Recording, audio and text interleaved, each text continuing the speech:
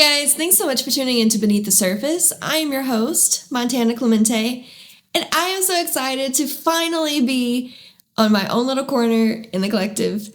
Marco and I are both going to have like our own little separate things that we get to do, but then we, of course, still have like the House of Clemente that we do together. But I think that this is really exciting. I've been postponing it. It's exciting, but I've been postponing it because I don't know. Beneath the Surface is not going to be your normal, like, Christian broadcasting. I have always viewed things very differently. We've discussed on this channel before that I'm a why baby.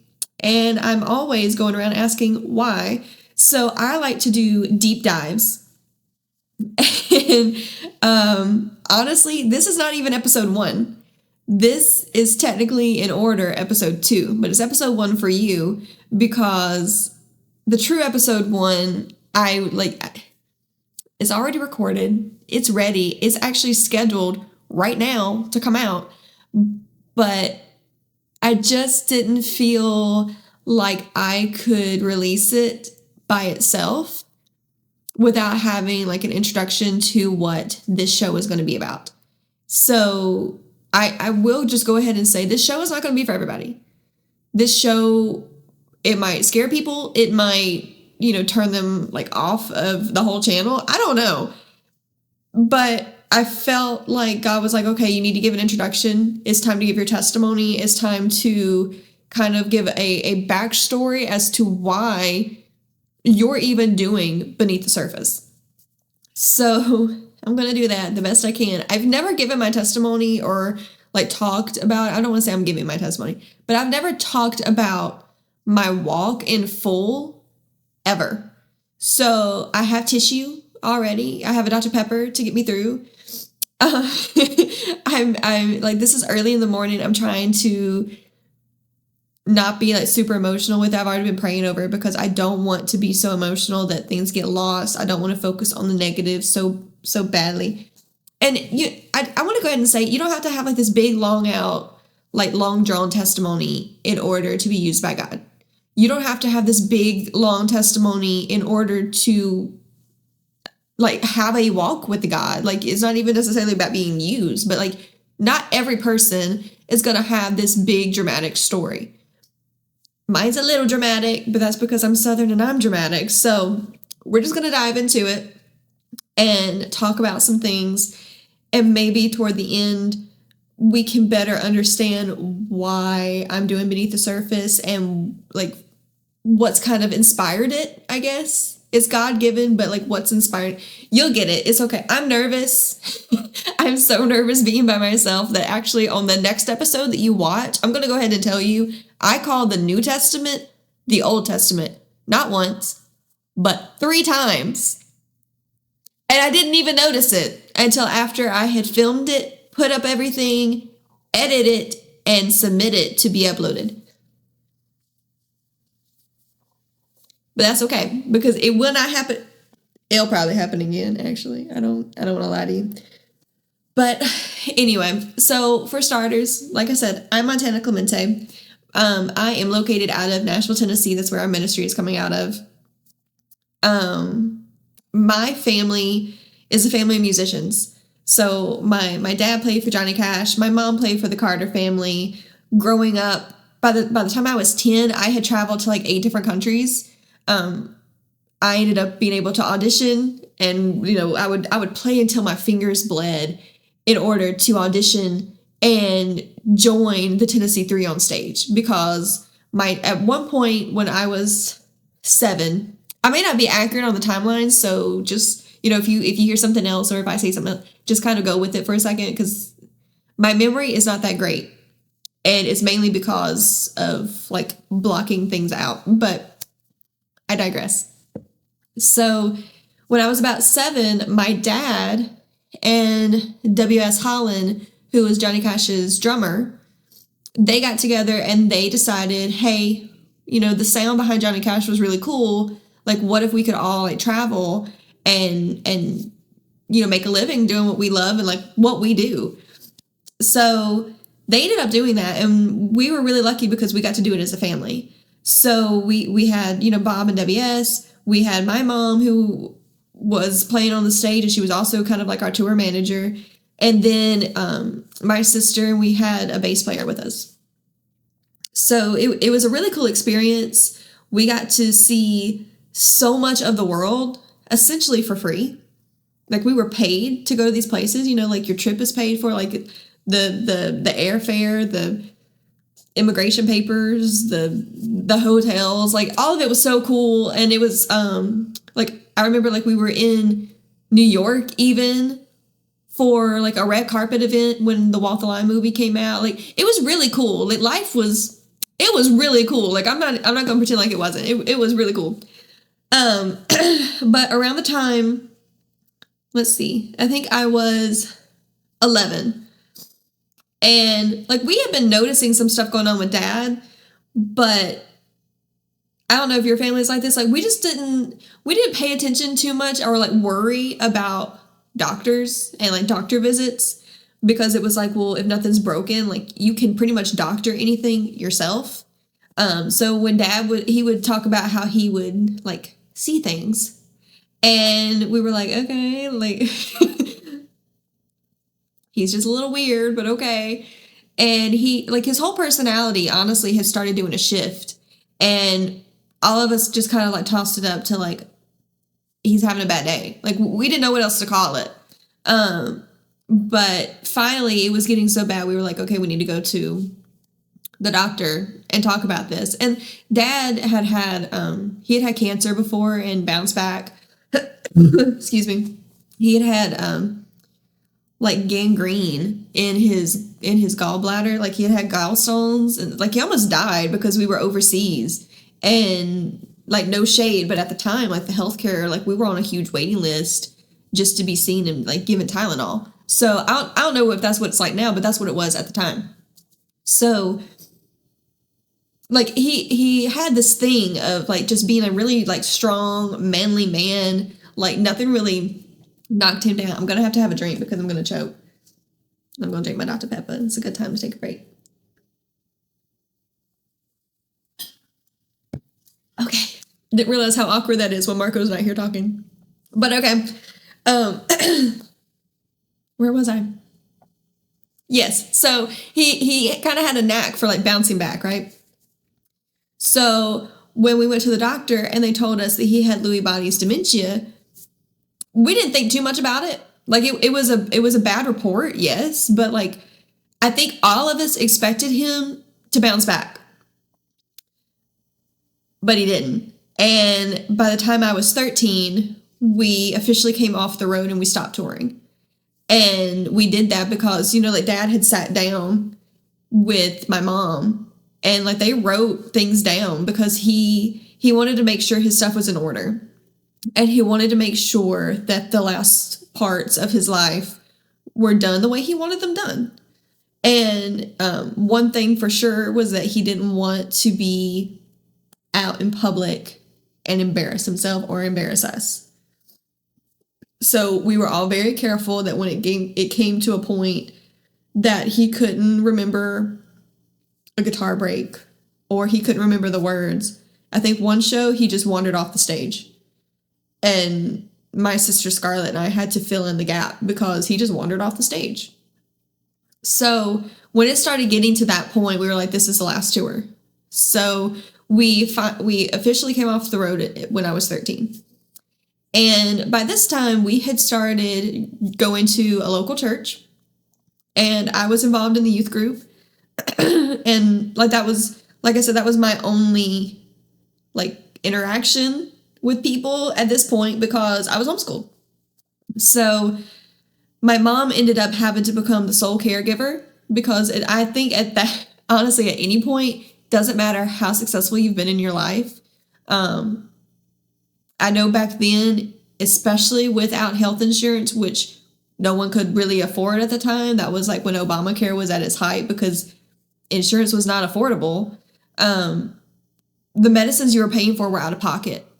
And the medicines that you were paying for out of pocket were like monthly medicines in order to allow him to live a little bit longer and have his mind, but they were ridiculously expensive. And then, of course, he would have like reactions to some of them. So not all of them even worked. We couldn't even use all of them. So my mom ended up becoming like the sole provider.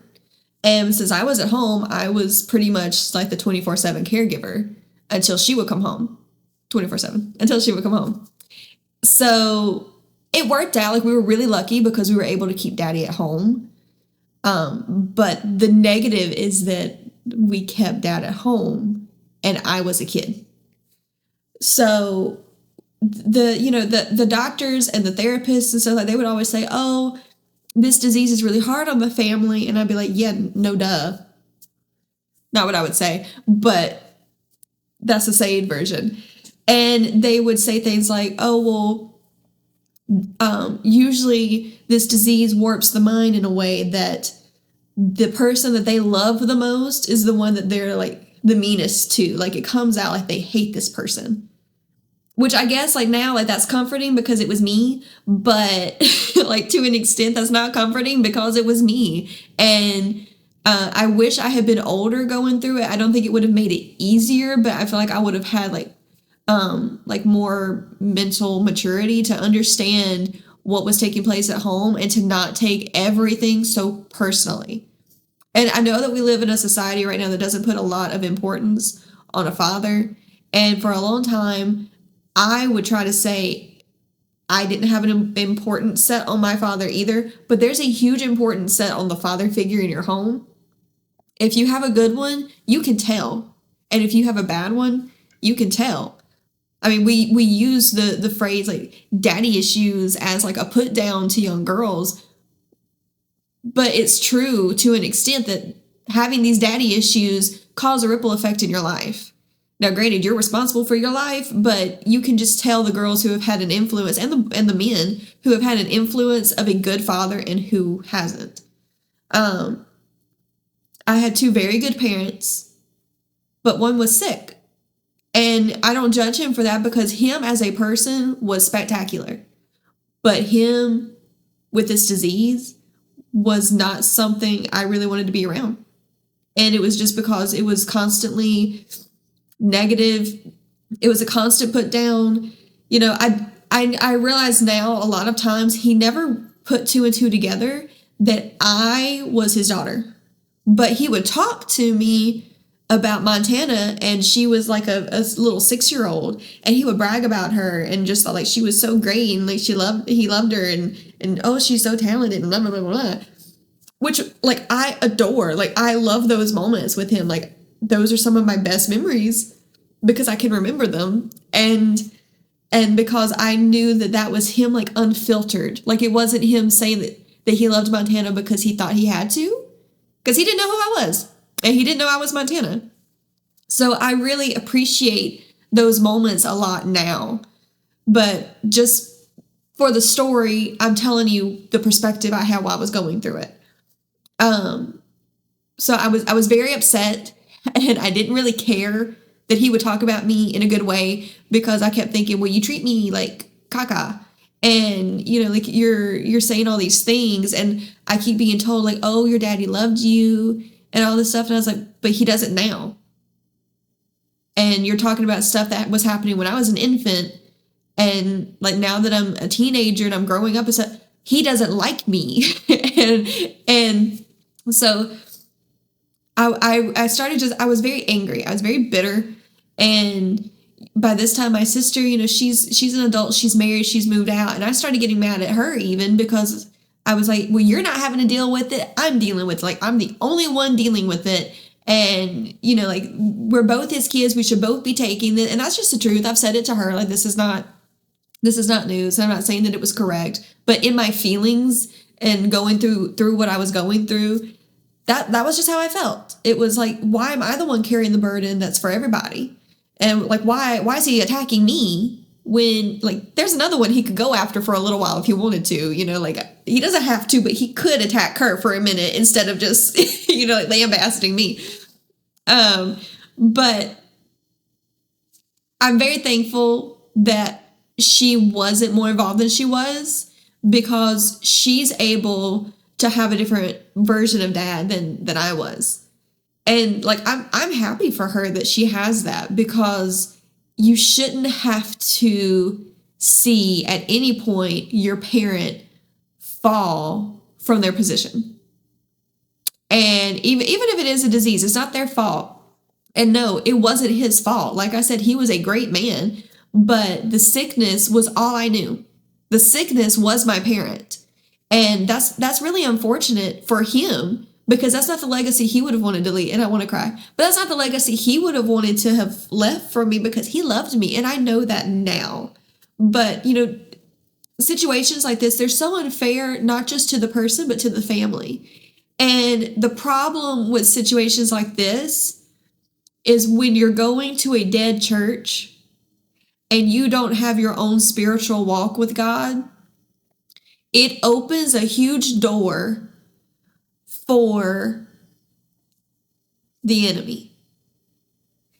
And this was not even a door in my life. This was like Miley Cyrus wrecking ball, like coming through my life. And I remember we were at church one time, and this was like the era of like every song was Hillsong or Jesus Culture. And we got to where we would sing every single sermon. We would sing this song called Healer. I believe you're my healer. I believe that you are all I need. Jesus, you're more than enough for me. True words. But I was like, one day, for some reason, my why kicked in, and I was like, if he's our healer, what's this? Right? And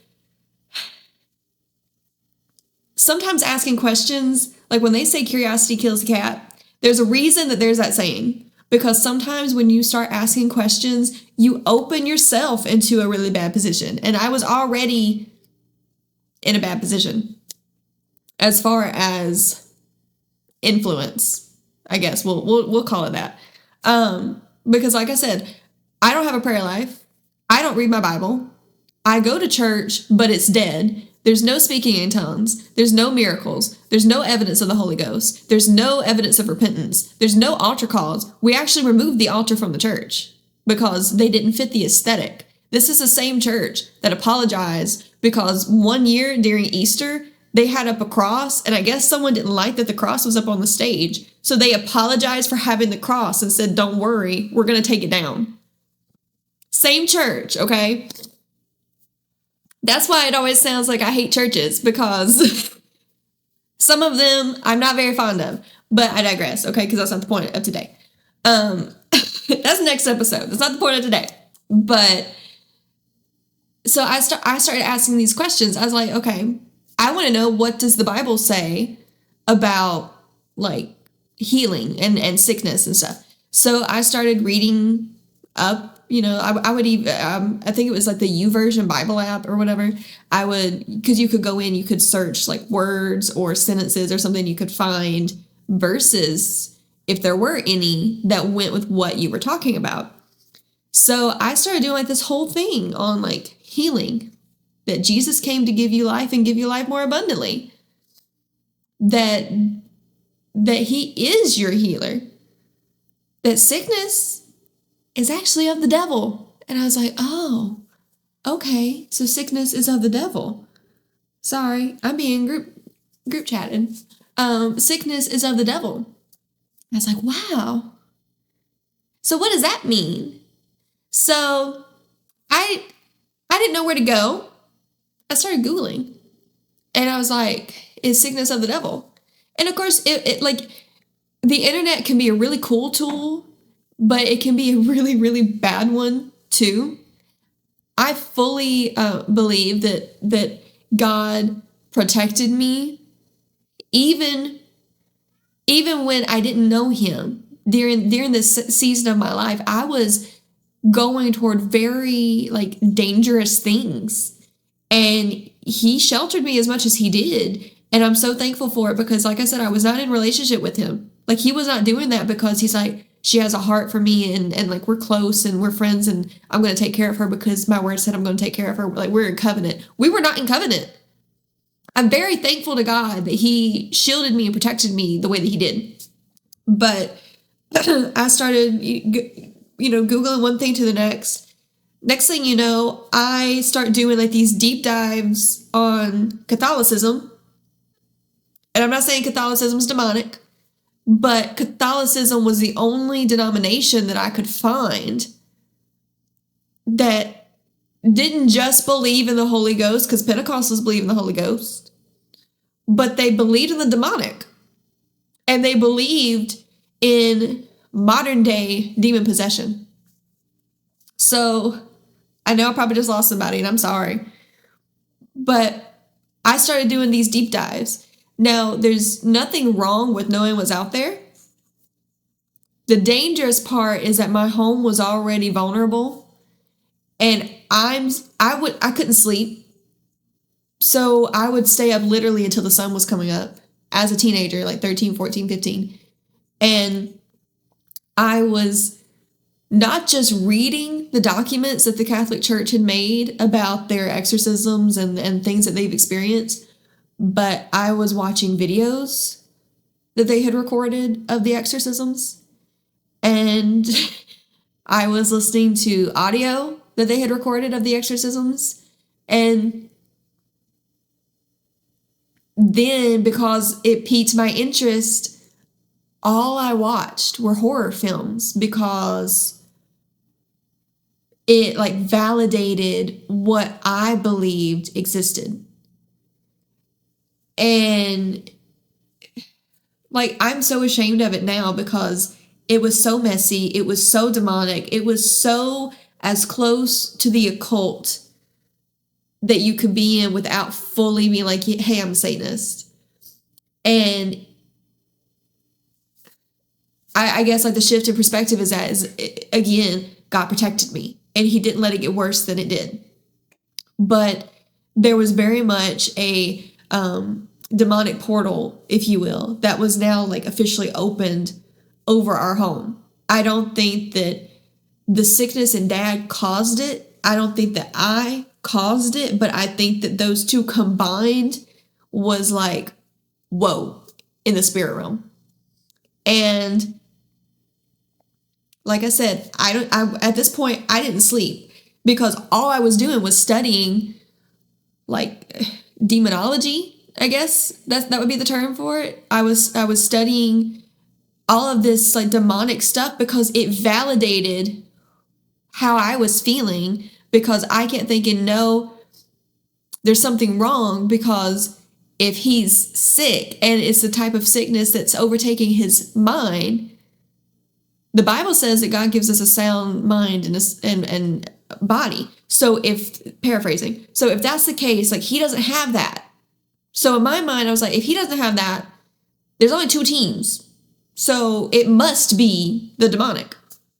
So one Wednesday I went to church, and at this time, like, our youth pastors were really awesome. They actually came from a Pentecostal background, which we went to like an Assembly of God at the time for some reason. No offense. But like, it doesn't make sense in my mind based on, I will leave it. But I went to the pastors because they've been very kind to me, especially our pastor's wife, because she knew that some stuff was going on at home. Because there used to be times I would show up to our youth and I would just break down crying, because it was like my only relief was like those 2 hours that I was in youth group by myself. So I felt like I had a pretty good relationship with them. And I went to the pastor and I was like, hey, like, just hypothetically, because I didn't let people know my situation. Like, even when I went for prayer, like, I would just be like, pray for my family. Like, I didn't want to tear down my dad. I didn't want people to think that we weren't like strong and like good, because I was very into image. Like, I did not want the image to look bad. I would have rather suffered in silence than for the image to look bad.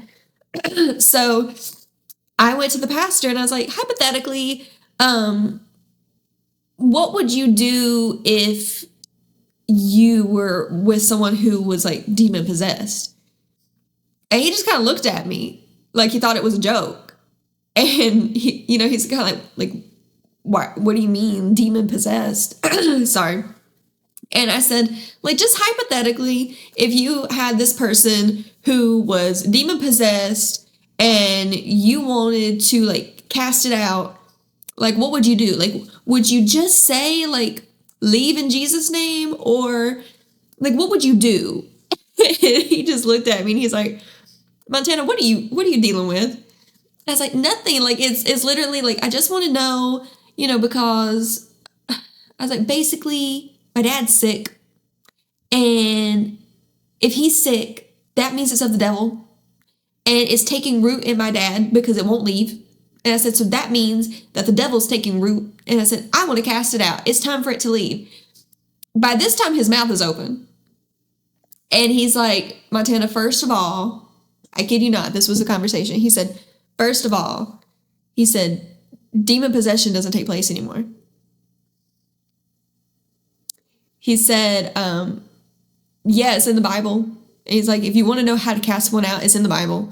He said, but like the spirit realm doesn't do that type of stuff anymore. He's like, it's not really active. So he's like, you don't have to worry about it. He's like, your dad's just sick. And he said, I understand you're trying to rationalize your dad being sick because it's a really hard thing to go through, but your dad is just sick. I didn't like that answer. So again, I went back to the Catholics and was trying to figure out like what the heck is going on in my house.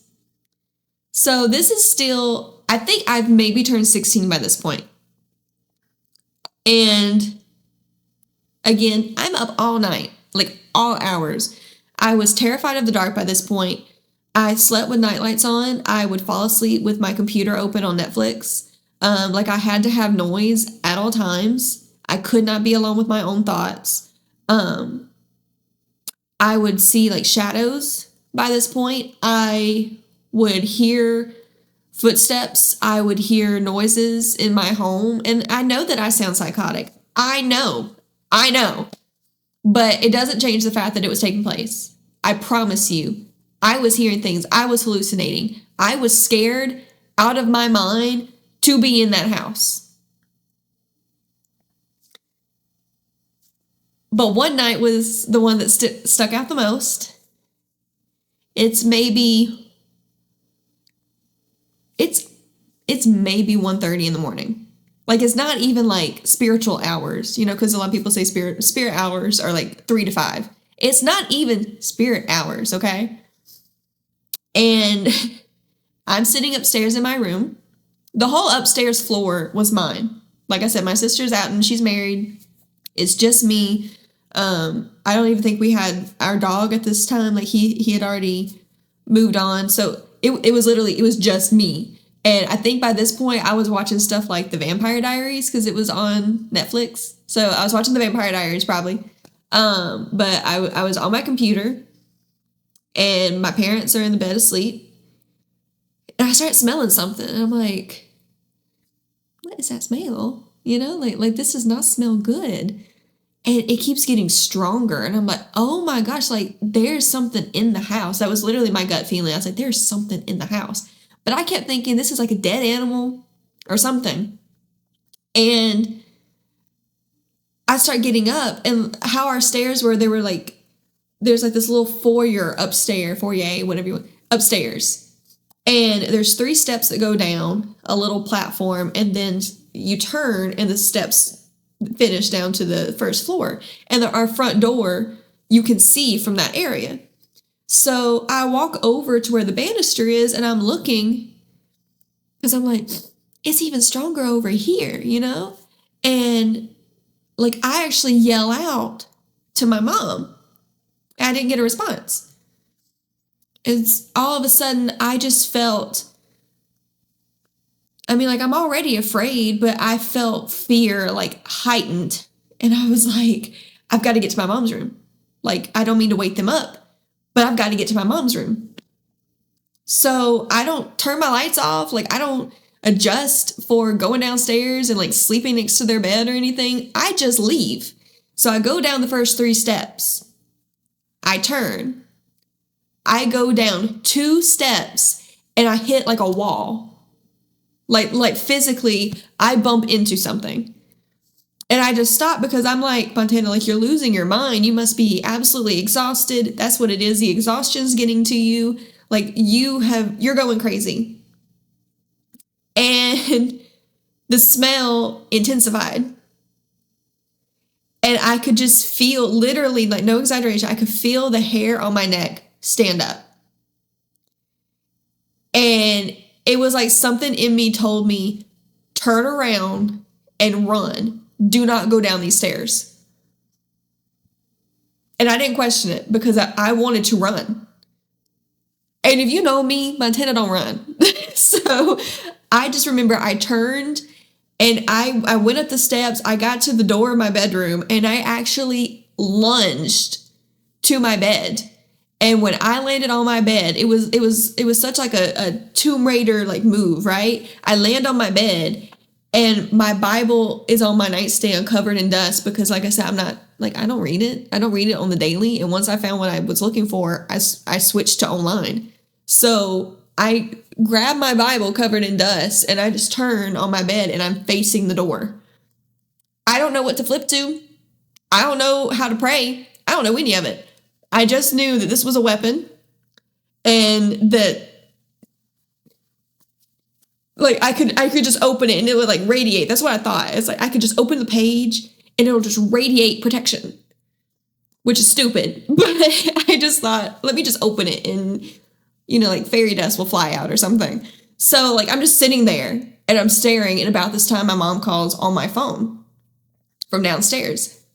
And she's like, are you okay? She's asleep. I'm like, yeah, are you? And she's like, yeah. What's that smell? And I said, I don't know, but it's really strong. She's like, yeah, it must just be a skunk or something. Go back to sleep. And so, as far as I know, she and I both went back to sleep. Now, later on, she and I have talked about, she knew it was something different. But so we just go back to sleep, and this was on a Saturday night. So we go to church the next day, and we go out to eat with some lovely couple. They were actually deacons at the church. They formerly worked with Jimmy Swaggart, just to tell you, they come from a spiritual background, okay? Very good people. And the man, I forgot now how the conversation got into. I don't remember if mom was telling them about what had taken place last night or not. But him and his wife both looked at each other, and he said, I wanted you to know, like, God woke me up last night somewhere around 1 or 1:30 and told me to start praying for you guys because the devil was in your house and you guys needed help.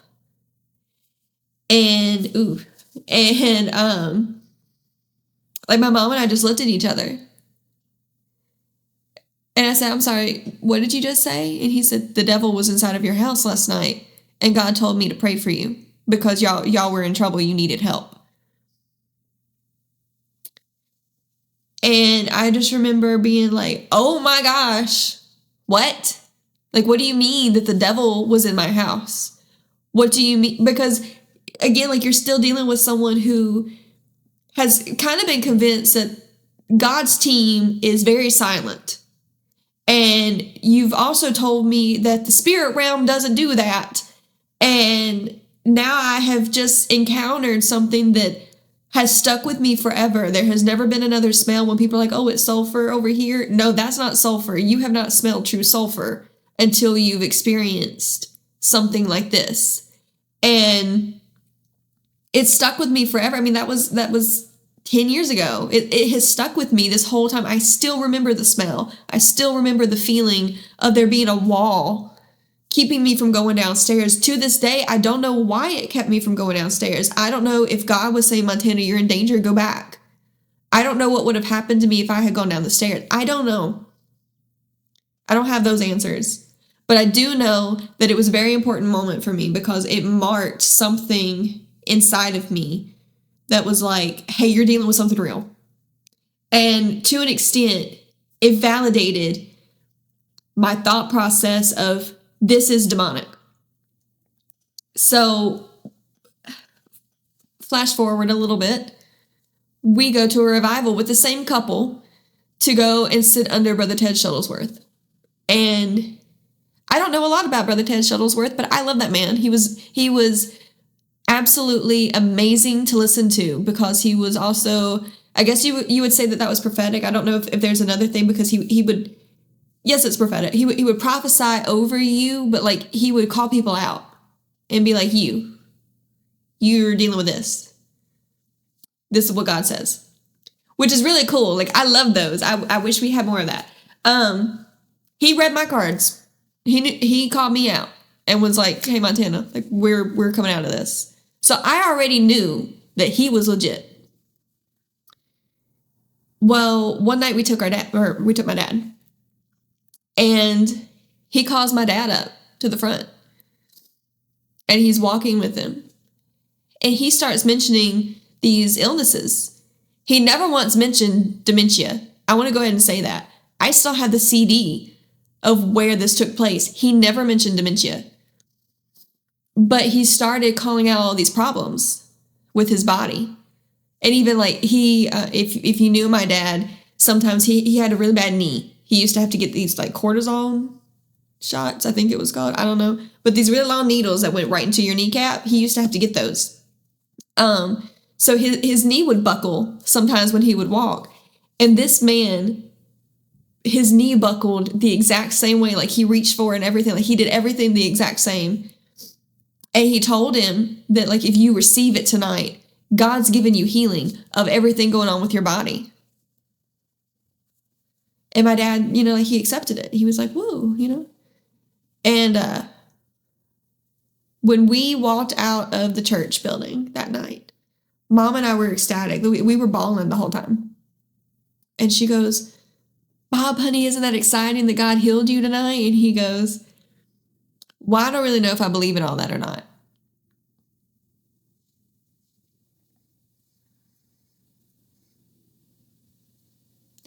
Now, biblically, when you reject a word, when you reject the healing, it comes back on you 7 times.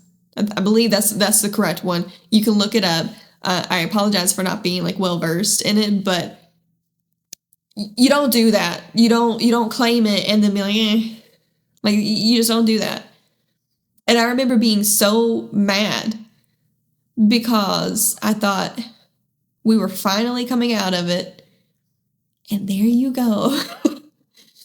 Because Dad, he couldn't believe enough. And I think it's his sickness, because him before he was sick was very rooted. So I don't know what took place. I don't want to find out what took place. I don't want to question it, really, because it's irrelevant. And I know I keep talking about my dad a lot, but Dad was an important part of my journey because of what it triggered. So this isn't I had a horrible dad type testimony. It's not that. It's just, it triggered so many spiritual events. And again, I'm not trying to make him sound bad. I honestly would rather die than do something that dishonored either one of my parents.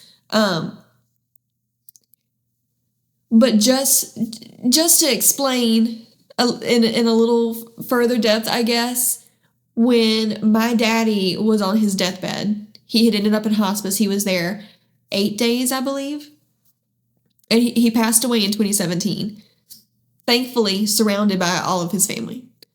But my sister, she kept laying hands on him, and she would sit there, she'd read the Bible over him, she'd pray over him. She was doing her best. And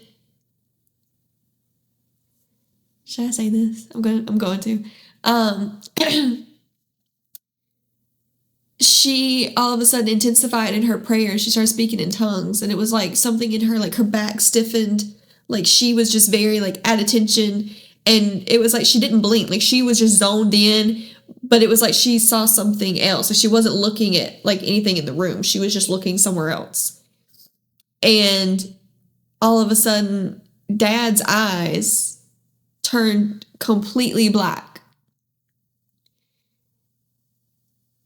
And I don't remember if he growled. I believe he did, but I don't want to lie. I believe he did. But a nurse came in and stopped it. So I fully believe everything I thought. It was validation for everything I thought. And I will just say, something just fell downstairs and I'm home alone. So say a prayer. But so flash forward a little bit past that. I was 19. Yeah, 19 when he passed away. And by the time I was 20, I was in a severe depression and still not really saved, still not praying, still not seeking God, still not reading the word. And I think I weighed over 300 pounds. I don't remember now how much I weighed. Praise God, I forgot that. But I weighed over 300 pounds. Like, it was just not good. And I kept going to the doctor because I was having like some lady issues. And I don't remember what the big like fancy name of it was, but basically my uterus was eating itself. And on top of that, I would have these cysts, and they were ovarian cysts because they somehow like landed in my uterus. I don't know science. I don't know any of this. So if this is like common sense, I apologize. But so I had these cysts that would go into my uterus and expand and explode. So I had like really bad scarring in my uterus. And I've been told all these negatives. No baby. Your hormones, I don't know how they're ever going to be fixed. My doctor was very concerned because my vitals didn't look good. And she already knew I was depressed. And she said, between all of this and your hormone imbalance also not helping your depression, she said, I don't see you making it to your 21st birthday. And this was all before summer, and my birthday's in November. So she gave me maybe 6 months. And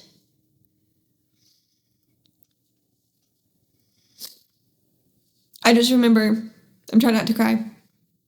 I just remember going home and I went into the closet and I curled up with one of Dad's old shirts. And I just laid there for 3 days. I kid you not, I did not get up. I didn't eat. I didn't sleep. I didn't even have to pee. I just sat there. And I apologize for crying because I don't want to blubber and get emotional and do all that. But finally, the relationship I was in at the time, he and I, we lived together, unfortunately. And he finally got me up and was like, you need to get up. Like, you can't keep laying here. Which he was right. I'll give him that. So he got me up and he got me in the bed. And I just remember going to sleep that night. And I had a dream. I normally never had a dream that I could remember ever. And I had this dream where it was like I could see my body and I came out of it. And there was this golden light. It was like a string light that was coming down. And all of a sudden it started peeling back the layers of my body. So like at this point, like I can see like the muscles and, you know, like the organs and all this stuff. So it kind of turns into like a finger, and it goes like through my arteries and it starts like chipping stuff away. And there's like this glow that hits in like my like my reproductive area, I guess. Like I said, I don't know the parts, okay? But all of a sudden it grabs my heart. My heart was very slow. My heart was struggling. And it makes hands over my heart. And it just sits there. And I just remember it was like I wake up in the dream. I'm still dreaming, but it's like now I'm like back in my body. And I hear this man talking to me. And in my dream, it's like I knew he was outside the window. So I went over to the window to talk to him. I can't see him, but in my dream, it's like I'm aware he's right there. And he's talking to me and he was like, I want to show you something. And he starts showing me these moments in my life that were like drilled in as like core bad moments with my daddy. Where it was like, I mean, and I wanted to say, like, I keep saying like it was bad. He was hurtful. He was mean with his words. He was never violent. He never hit me. Never did anything like that. But it was just things that, you know, like you're fat, you're ugly, you're stupid, things like that. Like you shouldn't say to your daughter. And like I said, my dad didn't say those things to me. I know that. But they were being used by the enemy for his plan. But God's always better. God's always smarter. And God knows what he's doing. So he turned all of this for good. And that's what we're getting to. We're getting to the celebration part of this story. He started showing me all these moments where there were all these negatives. And they would always end with me being alone in my room, crying. Alone in my bunk on the bus, crying. And he, like, once the final one was over, he said, "Do you trust me?" I don't know why I said yes, because I'm not fully sure that I knew who I was talking to. But he said, "Do you trust me?" And I said, "Yeah." And he said, "If you'll allow me, I want to show you some things that you weren't in the room for." I was like, okay. And so he starts showing me these images where, you know, like the first time that Dad ever heard me sing, I didn't know he was there. He was in the garage and I was in the bonus room over it. And where he was just like crying because he was so proud, and hearing his daughter love music too. Like he was so proud, and hearing conversations that no one ever told me about. Like I have never heard anything that inspired the memories that God was showing me. And they were all like the same timelines that I had the negatives. He had the same timeline of all these positives. And when it was over, he told me, he said, "If you will be willing, I'm going to shift your perspective and I'm going to give you these memories. And if you will be willing, I will be the father you've always wanted. And we're going to fix a lot of things together." And Lord have mercy. So a lot of times you may hear me say you need to go to the window. When I went to the window, I gave my life to Jesus and I never turned back. And like I said, I'm so sorry I'm crying because that's disgusting. But you know, needless to say, I'm not dead at 21 because that was a few years ago. We're not going to get into that, but that was a few years ago.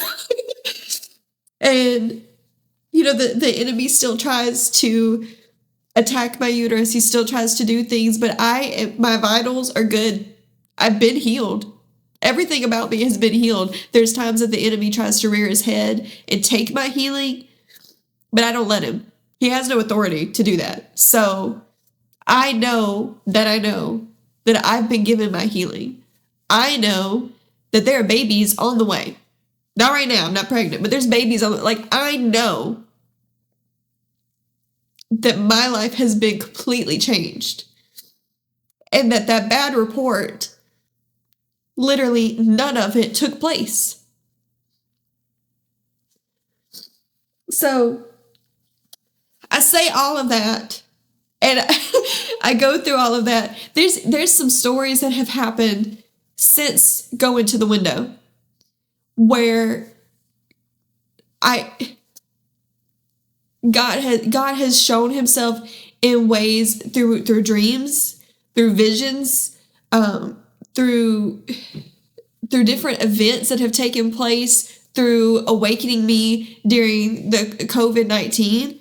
This book that I carry with me is my dream journal, because I started getting so many dreams and visions, and I knew they meant something, that I couldn't just like dream it and forget it. And now when I go back, I can show you, just for testimony. I'm not cool. I'm not special. I'm nobody. But this is what God did. He took somebody who has a story that's like full of darkness, and he lit it up literally like a firework. Lit it up like a firework. And when I go back, I keep these because these were in an old journal, so I have them ripped out. But these are 3 sheets. The November that I was supposed to not see.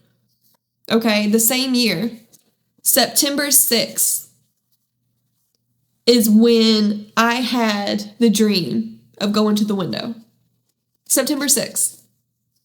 And then October, I had a vision that was about COVID and the riots that broke out. And I know that now. I didn't know that whenever I wrote this down. But after going back and reading it, I see that now. And then November, the month I was supposed to die or not be here for, November, I had a vision of a great revival taking place all over the globe. And it didn't matter your race, it didn't matter your gender. A revival was breaking. I was seeing the final harvest. I didn't know that then. And I wasn't supposed to be here to see it. But not only did I get to see it, now I'm in it. Ooh, I want to cry. But that's how good God is. But that's also why I view things a little bit differently. And that's why I go deep into my studies. Because God went deep to get to me. Because I was in a lot of garbage. And the garbage wasn't there because my dad was sick. I can't tell you why I was there. I can't tell you why that was the avenue I took. I think now that God's using it. And I know that the devil has to be real ticked off, because all that training time has been flipped for the other side. So everything I learned now can be used in a biblical way, in a godly way. Now it can be used by the Holy Spirit. And I know that has to mess him up. But that's okay, because we're here. And like I said, beneath the surface, that's what we're doing. We're going beneath the surface, and we're diving deep on subjects, and we're talking about things because, the Bible says that we wrestle not against flesh and blood, but against spirits and principalities. And I believe that 1000%. So if you're willing to go up against tough topics and look at them through a spiritual lens instead of just